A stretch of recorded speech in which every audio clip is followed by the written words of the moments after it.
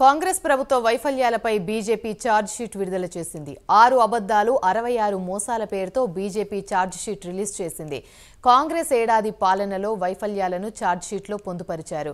కత్రియా హోటల్లోని కేంద్ర మంత్రి కిషన్ రెడ్డి ఈ ఛార్జ్ షీట్ను విడుదల చేశారు.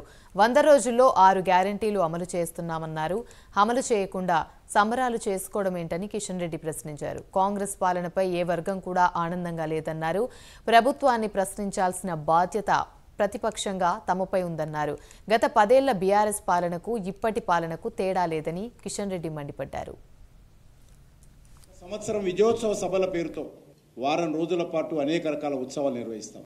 ప్రజలు ఆశ్చర్యపోతా ఉన్నారు.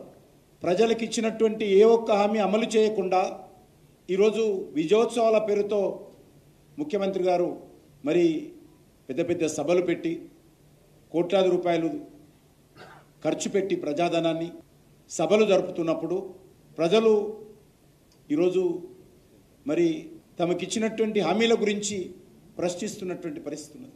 విచిత్రం ఏంటంటే ప్రజా వ్యతిరేక విధానాలను ప్రశ్నిస్తే ఈరోజు అక్రమ కేసులు పెడతా ఉన్నారు, అరెస్టులు చేస్తూ ఉన్నారు, లాఠీచార్జీలు చేస్తూ ఉన్నారు.